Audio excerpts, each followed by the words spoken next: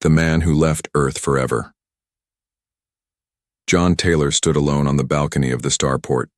Behind him, Earth was just a tiny blue dot in the sky. Ahead of him was the beautiful alien planet called Velura, a peaceful world with purple skies, floating, trees, and glowing rivers. He took a deep breath and smiled. He was finally free. John had worked for 40 years as a space engineer. He had repaired broken warships, built cities in orbit, and watched friends die in battles that never made sense to him. Now he was done. He had no family left on Earth, no friends either.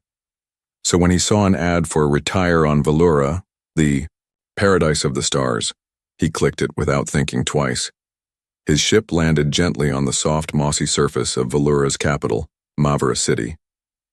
The air smelled sweet, almost like vanilla and honey. Strange bird-like creatures flew above, and tall, glowing plants swayed slowly in the wind. It was quiet, peaceful, and unlike anything he had ever known.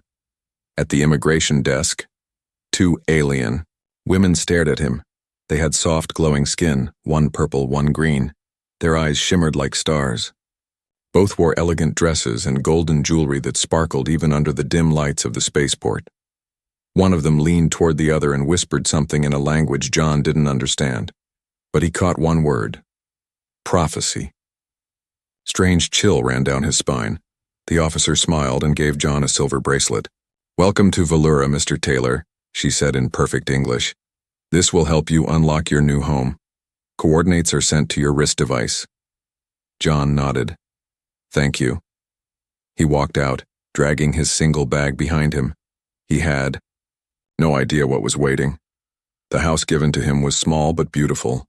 It was built from smooth white stone and sat on a cliff that overlooked glowing blue waterfalls. Strange alien flowers grew around the edge of the house, and small creatures buzzed in the garden.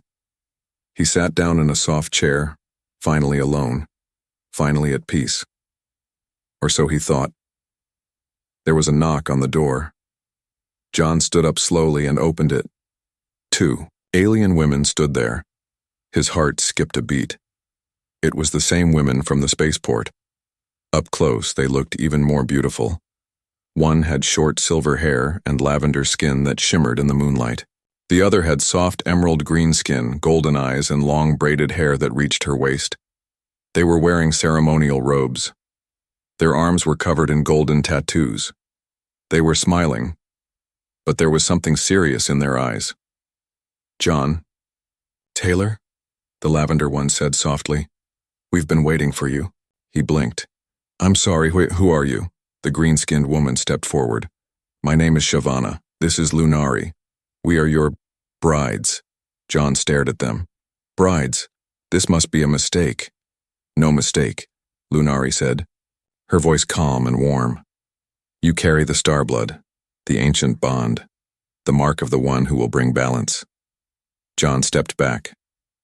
"Wait a second. I'm just an old guy who came here to relax. I'm not anyone special." Shavana tilted her head. "You may not remember, but our people have not forgotten." Lunari touched her golden necklace. It glowed softly. "There is an old story," she said. "A man from the stars would return to Velura. He would carry the power of unity in his blood. He would not know who he is, but his heart would lead him." John ran his fingers through his gray hair and laughed nervously. "You're saying I'm some kind of space prince?" "No," Shavana said gently. "You are something more rare, a human with a forgotten connection to our world, and now the prophecy begins." John didn't know what to say. He had come here for quiet nights, not alien wives and ancient stories, but something deep inside him stirred. A strange feeling he couldn't explain. Like a missing piece had just clicked into place. The two women stepped forward. "We do not wish to force anything," Lunari said, "but we felt your presence the moment you entered our atmosphere. We had dreams about you since childhood." Shavana added, "We only ask for your time. Let us talk. Let us explain. If you still wish to walk away, we will never bother you again." John looked into their eyes. They weren't lying. They truly believed every word they said. He stepped aside and opened the door wider. "All right," he said. "Come in. I think I need a drink." They smiled and entered quietly as the door closed behind them. The wind howled softly outside. In the distance, the purple moon began to rise, watching silently as the prophecy started its first step. John had never been this silent in his life. He sat at the table inside his glowing white stone house, staring at two alien women who claimed to be his brides. Shavana poured him a cup of warm blue liquid. Lunari sat across from him, her silver hair shining in the soft light. They weren't acting like strangers. In fact, they moved with quiet confidence like they belonged there, with him. The drink tasted like mint and stars. It calmed him. John finally broke the silence. "I don't get it. I've never been here before. Why would I be part of some alien prophecy?" Lunari smiled softly. "You're not the first human to touch Velura's soil. Long ago, before Earth even had cities, your kind visited our world. You came from the stars and left something behind." John blinked. "What did we leave?" Shavana leaned forward. "You left blood." He froze. "Our ancestors spoke of a man with fire in his heart and steel in his voice," Lunari said. "He fell in love with a Velurian queen. Their child had powers, gifts that helped unite tribes that were always fighting. That line," Shavana added, "vanished for thousands of years, until you arrived. Your DNA carries the same signal, same glow, same strength." John rubbed his wrist, remembering the silver bracelet given to him at the spaceport. "Is this why the customs officer looked scared?" Lunari nodded. "That bracelet scanned your blood. The signal was clear. The prophecy isn't just a story, it's encoded into your body." He stared down at the glowing bracelet. Suddenly, a loud knock echoed through the house. All three froze. Shavana stood quickly and walked to the door, her golden eyes sharp now. She touched a glowing panel and the door slid open. An old Velurian woman entered, wearing black robes covered in tiny blinking lights. Her face was marked with tattoos. Her voice echoed as she said, "It is true." John stood up. "Who are you?" "I am the keeper of Velura's truth," she said. "I serve no king, no queen, only the balance. I felt your arrival like a wave across time, and I came to warn you." "Warn me?" "You are not safe, star-blooded one," she said. "Not all on Velura believe in peace. Some see you as a threat to power, a symbol of change. They will come." John's jaw tightened. "Let them come? I didn't ask for this." The woman shook her head. "But you did? When you left Earth, you chose destiny over routine. Fate brought you here. Now you must decide what kind of man you will become." And just like that, she turned and left, vanishing into the glowing night. Later that evening, John sat outside with Shavana and Lunari. The stars above Velura moved slowly, like music in the sky. "You both knew this was going to happen?" he asked. Shavana nodded. "We didn't know when or who, but we trained our whole lives to stand beside the star-blooded man. We trained to guide him and protect him."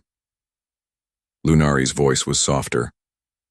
"We didn't expect to fall for you so fast." John looked at her. "Fall?" She looked away, cheeks glowing softly. "We dreamed of you since we were young. Not your face, but your presence, your warmth. When we met your eyes today, we knew. Our souls remembered." John didn't know what to say. Back on Earth, he was just a tired, lonely man. Here, he was the beginning of something bigger. He looked at the two alien women, both gorgeous, both intelligent, both full of mystery, and said, "You want me to be part of this world, but I don't even know the rules." Shavana smiled. "Then we'll teach you." That night, while John slept, strange dreams filled his mind. Images of a forgotten king, a golden throne, and two brides standing beside him. Not behind, but equal. He woke up sweating, and outside his window he saw it. a small drone, silently watching his home from the trees. Someone was already spying on him, and he was no longer just a visitor. He was a target. John couldn't sleep, not because of fear or confusion, but because of the eyes. The hidden drone outside his window had vanished into the night, but the feeling of being watched still lingered in the air. His new home on Velura suddenly didn't feel like paradise anymore. He stood in the kitchen, sipping warm blue tea when Lunari entered quietly. She wore a simple silk robe, her silver hair falling freely down her back. She looked at him with gentle concern. "You sensed it too, didn't you?" she asked. John nodded. "Something out there, watching." Shavana joined them a moment, later already dressed in her warrior outfit, tight fabric that shimmered like armor with glowing lines tracing over her skin. "I saw movement in the trees," she said. "A spy drone, possibly from the Zareth faction. They oppose the prophecy and hate anything mixed with human blood." John raised an eyebrow. "And how many of these factions are there?" "Too many," Lunari said with a sigh. "But Zareth is the most dangerous. They believe our species should stay pure." John scoffed. "That sounds familiar. Earth had people like that too." Shavana stepped to the window and pulled a panel down, closing the shutters. "Tonight, we sleep in shifts. You're not safe yet." But no one could have expected what happened next. The house was quiet. John finally drifted into light sleep on the living room couch, a soft alien blanket covering him. Lunari dozed nearby. Shavana stayed awake, standing silently by the door, her golden eyes glowing softly in the dark. It came without sound. No footsteps, no alarm, only the flicker of movement behind the window. Then, crack, glass shattered. A black shadow dropped into the room like a ghost moving fast with long metal blades attached to its arms. Shavana moved faster. She grabbed a long spear from the wall, an artifact, John had thought, and spun with perfect grace, blocking the attacker's first strike. Sparks flew as blade met energy weapon. John rolled off the couch, hitting the ground hard. Lunari screamed but didn't run. She grabbed a glowing orb from the corner and threw it at the intruder. The orb exploded in a flash of light, blinding the figure for a second. That was all Shavana needed. She lunged, her spear piercing through the attacker's side. A strange dark green blood sprayed across the floor. The figure growled and leapt backward through the broken window, vanishing into the night as quickly as it had come. Silence returned. Shavana stood in the broken glass, breathing hard. Her eyes didn't blink. Lunari helped John up. His heart was racing, his hands shaking. "What the hell was that?" he shouted. Shavana checked her weapon. "That was just a warning." "A warning?" John looked at her. "That thing was trying to kill me." "Yes," Lunari whispered, "and they will try again." Later that night, the three of them sat together in the kitchen, the house now sealed with alien defense fields. John had a bandage on his arm, a small cut from diving for cover. Shavana had cleaned it with glowing green liquid that healed the skin instantly. John looked at the two alien women, now sitting close to him, their faces tired but calm. "You saved my life," he said softly. "Both of you." Shavana nodded. "We are bonded now, not just by myth but by choice." Lunari added, "They will come in greater numbers. We must leave this house soon. Take you to the Temple of Stars. It is the only place where the prophecy can be protected." John leaned back. "I came here to retire. I wanted peace. Now I'm part of some prophecy, have two brides, and someone tried to stab me in my own living room." Lunari smiled gently. "You didn't just come here to rest. You came here because your soul was tired of meaningless peace. Velura gives you purpose." Shavana placed a hand on his. "We don't want a hero. We just want you to stay alive." Outside, the broken window had been sealed, but the blood trail from the assassin was still glowing faintly on the ground. Whoever had sent him knew where John lived, and they weren't finished. Final scene. Cliffhanger. Far away, in the cold mountains of Velura, a group of armored aliens, stood before a tall, dark figure with red eyes. The injured assassin knelt before him, shaking.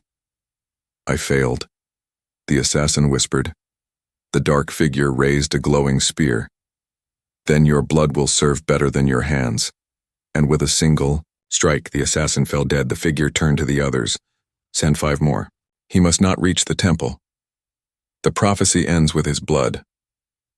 The next morning, John woke to the sound of birds singing in strange tones, like tiny alien flutes playing in the trees. But the peaceful sound couldn't cover the memory of the assassin's attack. The broken window had been fixed, and invisible force fields now hummed around the house. John sat at the table, his hand wrapped around a warm mug, thinking. He wasn't just a visitor anymore. He was a target.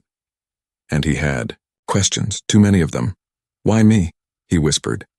He turned when Lunari entered the room. Her face was calm, but her glowing eyes held a storm. "You're wondering who you really are," she said gently, sitting beside him. "We were too." Shavana came in behind her, carrying a small crystal box. She placed it on the table. "It's time you learned the truth," she said. "Not from old stories, but from science." They traveled to the genetic archives of Velura, hidden inside a mountain shaped like a dragon's skull. The entrance opened only after Lunari placed her hand on the glowing wall and whispered an ancient word, Starborn. Inside, the air was thick with mystery. Tall machines hummed with energy. Giant screens floated mid-air, showing DNA chains that danced like glowing ribbons. Alien scientists watched as John stepped forward, scanning his wrist bracelet. As soon as the scanner read his blood, the room fell silent. A single red line on the screen started to glow. The machine stopped humming. A voice spoke from above, mechanical but ancient. "Starblood confirmed. Direct genetic match. Velurian Royal House. Generation 0001. John frowned. "What does that mean?" A white-robed geneticist stepped forward. "It means you are not just human. Your ancestors didn't only visit Velura. They stayed, they ruled, and they left behind a bloodline hidden across time." Shavana added, "The royal code in your DNA is almost extinct. It exists now, in only one being, you." John stepped back, stunned. "I'm not a king. I'm not anyone special." "You don't need to be a king," Lunari said softly. "You only need to survive. Because others will try to kill you before you become more than just a symbol." That night, back at the house, John sat quietly on the roof under the twin moons. The stars above looked closer than ever. It was all too much. He heard footsteps. Lunari joined him. "We found something else," she said. "In your blood, there are markers, human markers, but also Velurian ones that no other human has ever had. You were never just Earthborn, John. Your body, your mind, maybe even your soul. It belongs to both worlds." He looked at her. "Then why do I feel so lost?" She smiled. "Because every prophecy starts with confusion, but your heart is already choosing. You chose to open your door to us. You chose to stay when you could have run. You're already walking the path." He said nothing for a while. Then he asked, "If I really am whatever they say I am, what happens next?" Shavana appeared behind them. "We move. Tonight." John blinked. "Move?"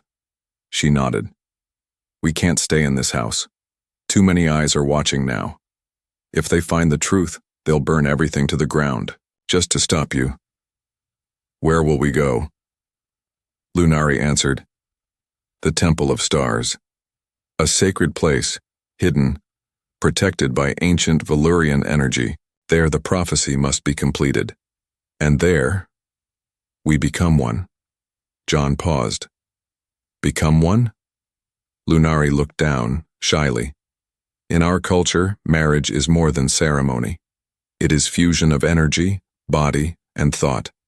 If the prophecy is real, then you and we must bond. It is the only way to awaken your full potential." John stood silent. "You want me to marry you? Both? Fully?" Shavana stepped closer. "Not for tradition, not for politics. but because we chose you. And your heart, whether you know it or not, already chose us too. Suddenly the ground shook beneath them. Sirens howled in the distance, an explosion lit up the forest edge, flames rising high into the night sky. Lunari turned pale. The Zareth found us. John clenched his fists. He wasn't ready. But ready, or not. This was happening. Shavana grabbed her staff. We leave now. As they escaped through a hidden tunnel beneath the house, John looked back one last time. His peaceful home was already in flames. His quiet life was gone. But ahead of him, two alien women ran at his side, brilliant, strong, and full of hope. He didn't know where this road would end, but he was no longer running away from it. Inside the Zareth war chamber, a young general reviewed the scan results stolen from John's house. He paused when he saw the DNA profile. Impossible, he whispered. The commander asked, What did you find? The general turned, pale. He is not just a descendant of Velura's king. He is also tied to the lost bloodline of the destroyer tribes. If that bloodline awakens, he won't just unite Velura, he'll control the entire quadrant. Smoke followed them into the forest. John didn't look back this time. He already knew what he'd see. His retirement home turned into a pile of burning ruins. That peaceful paradise he dreamed of. Gone. Shavana led the way through the jungle, her sharp golden eyes scanning every shadow. Lunari walked beside John, guiding him gently through the glowing underbrush. Their feet moved fast over the soft moss, but every sound, the snap of a branch, the screech of a sky bird, made John flinch. He wasn't a soldier anymore, but now he felt like prey. Where are we even going? John whispered. To safety, Lunari said. To truth. To a place they can't follow, Shavana added. If we survive the path. By morning, they reached the edge of the Whispering Wilds, a forbidden forest known for deadly storms and unpredictable energy fields. The Velurians believed the land itself was alive, and didn't like visitors. This is where we disappear, Shavana said. If we make it through here, no one can find us until we reach the Temple of Stars. John stared at the sky. It was turning black, not with night but with a strange storm that glowed blue at the edges.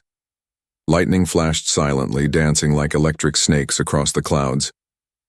He sighed. Of course. Retirement with killer storms and alien assassins.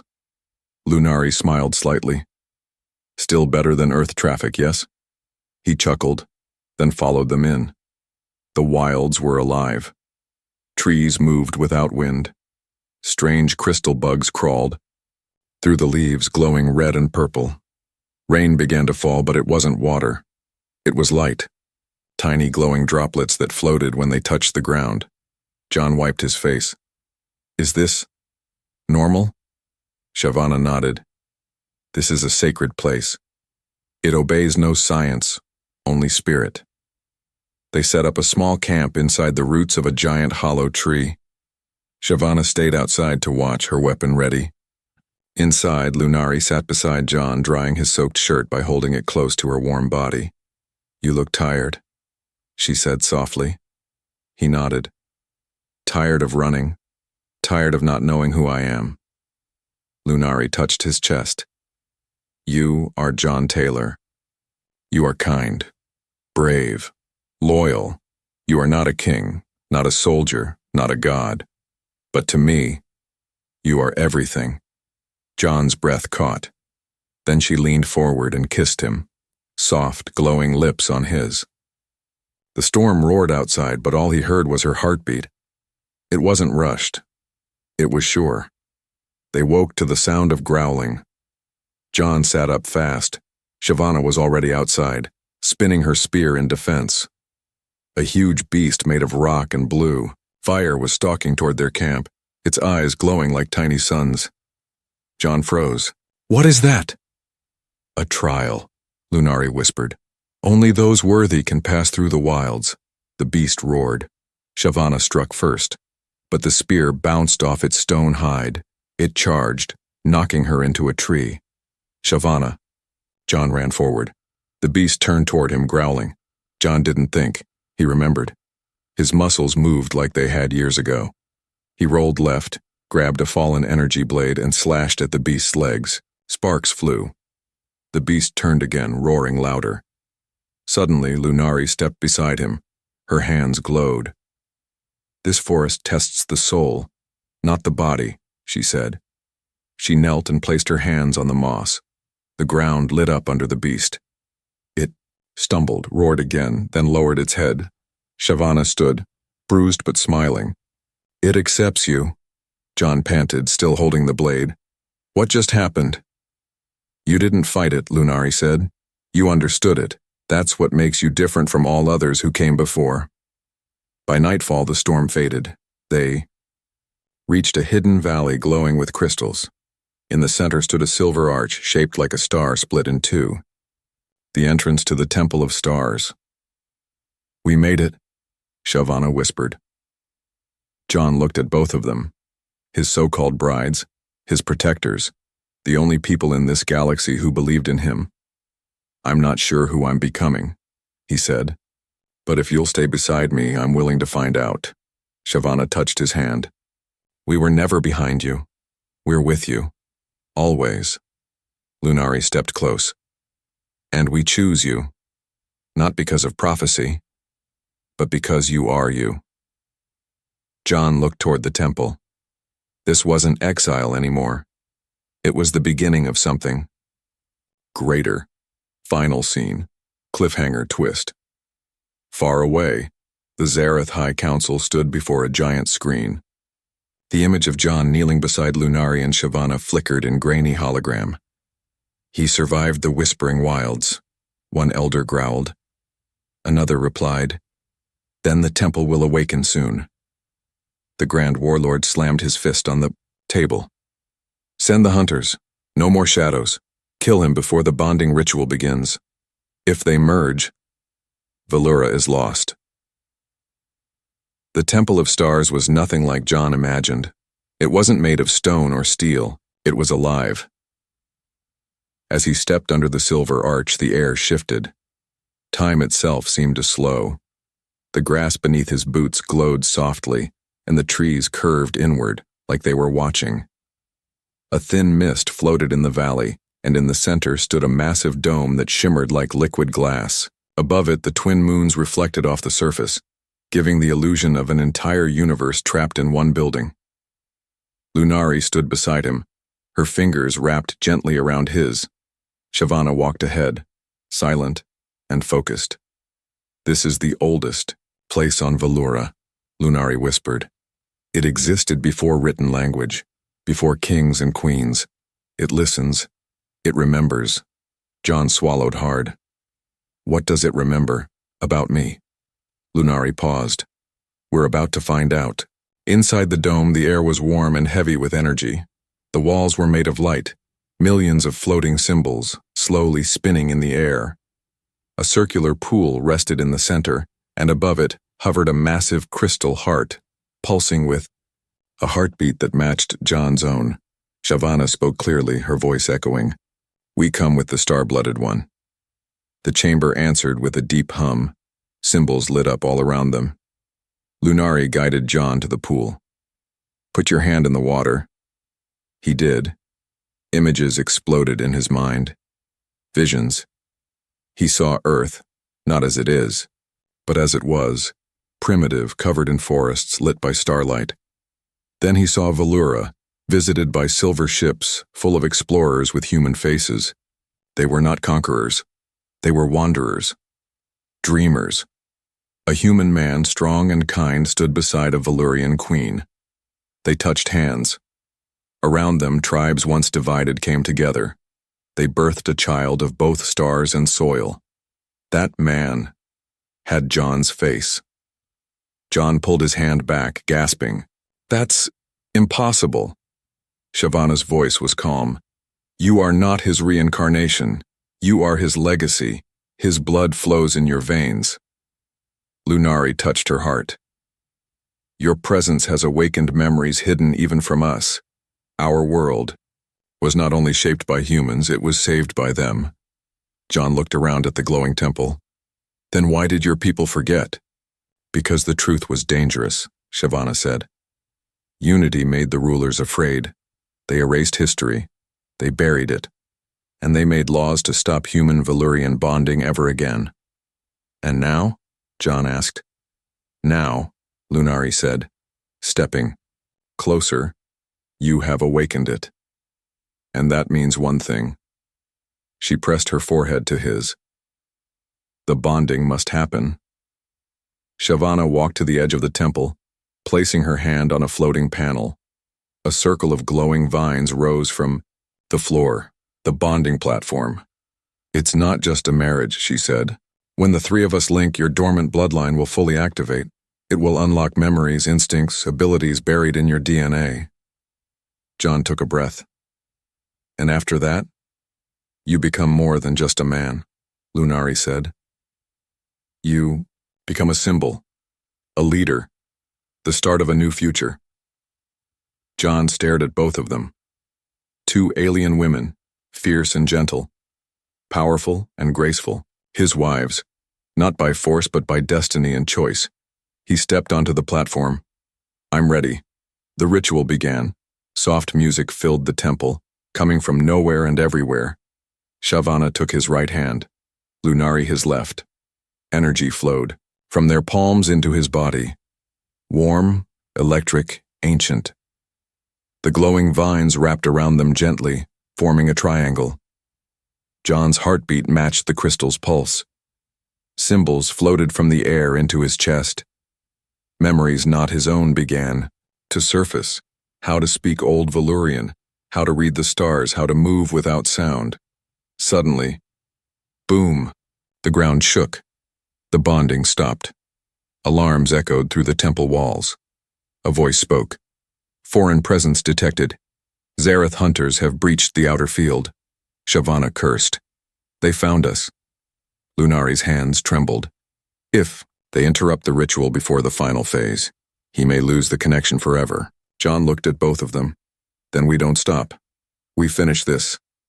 He gritted his teeth and closed his eyes. The temple reacted.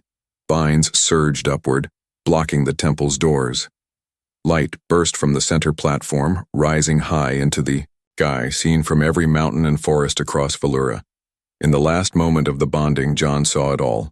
A throne hidden beneath a mountain. A sword locked in starlight. A choice he'd have to make that would decide the future of two worlds. The ritual completed. John collapsed into their arms, glowing faintly. Outside, the hunters prepared to breach the dome. Inside, John's eyes opened, and they were no longer just human. They were Valyrian too. At the Zareth command ship, the lead hunter stared at the sky. The beacon, he said slowly. He activated the temple. What does that mean? His second asked.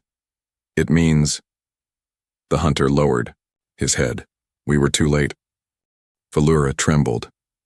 From the mountain peaks to the glowing rivers below, the entire planet could feel it. The star bond was complete. Energy pulsed from the temple of stars like a heartbeat made of light. The sky itself shimmered, and ancient symbols began appearing in the clouds. The old prophecy had awakened. But not everyone celebrated. Far across the sky, on black ships with blood-red engines, the Zareth war fleet prepared for war. Inside the temple, John lay on the floor, his chest rising and falling slowly. His body glowed faintly, pulsing, with ancient power. Shyvana knelt beside him, touching his face. John, wake up. You did it. You're alive. Lunari placed her forehead against his. You've become more than a man. You are now Valyria's hope. John slowly opened his eyes, but they weren't just human anymore. They were silver and gold, Valyrian. He sat up, confused but calm. I remember things I've never learned before. Shyvana helped him to his feet. It's your blood. It speaks now. The ancient king's memories. They live in you. Suddenly, a loud explosion echoed through the temple. The outer shield had been breached. The Zareth had arrived. Scene break. The call to defend high above. Black dropships rained down from the sky like angry shadows. Alien soldiers in red armor marched through the glowing forest, burning everything in their path. Their leader, Commander Threk, stood tall, his face marked with silver scars and hatred in his eyes. The star-blooded fool awakened the temple, he growled. Destroy it. Kill them all. End the prophecy. Back at the temple, John, now standing tall in silver battle robes gifted by the Starbond, stepped forward. His hands pulsed with new power, and his voice carried a new strength. They want to end this, he said. Then let them try. Lunari handed him a glowing staff. This was your ancestors' weapon. It listens only to your voice. John gripped it. Instantly the staff lit up and expanded into a spear of light, humming with power. I remember how to use it, John whispered. I don't know how, but I do. Scene break. The battle for Velura begins. The Zareth forces stormed the temple. Valley.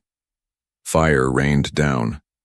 Alien beasts controlled by dark magic charged at the defenders. But Velura didn't stand alone. Tribes that had never united before, sky clans, forest walkers, deep miners, marched toward the temple, answering the light. They saw in the sky. They came with bows, blades, and living machines grown from trees. At the front stood John, flanked by Lunari in silver armor and Shavana with twin energy daggers. The first wave hit hard. John spun his spear like a warrior who had trained all his life. He blocked blaster fire with light shields, cut through enemy lines, and shouted commands in both human and Valyrian languages. Lunari called the storm. Lightning danced at her fingertips, frying machines mid-air.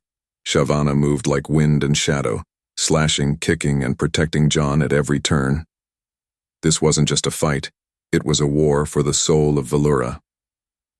Scene break, turning point. The temple began to crack. Commander Threk reached its steps, roaring with rage. You will not rule this world, human. You are not one of us. John faced him, breathing hard, clothes scorched but eyes fierce. I'm not just human, John said. I'm what your ancestors feared. A union, a bridge, a future you can't control. Threk charged with a plasma sword. The two clashed. Under the broken dome, energy lighting up the sky. The fight was brutal. Threk was stronger, bigger. But John had something else. Heart, and he wasn't alone. As Threk raised his blade for the final strike, Lunari screamed, releasing a blast of raw power that pushed him back. Shavana struck from behind, cutting through his armor. John didn't hesitate. He drove his spear into Threk's chest, light bursting out of the wound, and whispered, You've lost. Threk fell, defeated. The battlefield went silent. The Zareth troops, seeing their leader fall, dropped their weapons. The war was over. Scene break. Aftermath smoke faded from the valley. The sky began to clear. John stood at the center of the temple ruins, surrounded by the people of Velura. They looked at him not as a stranger, but as one of their own. The High Council of the planet knelt before him. You carry the Starblood, the elder said. But more than that, you carry hope. Lead us. John looked at Lunari and Shavana. Then he turned to the crowd. I didn't come here to rule, he said. I came here to rest. But now, I choose to serve. Cheers rose through the valley. Lunari stepped forward, placing a silver crown woven from starvine on his head. Then, let it be known. John Taylor, husband of two worlds, is the protector of Velura. Shavana kissed him softly. And you are ours.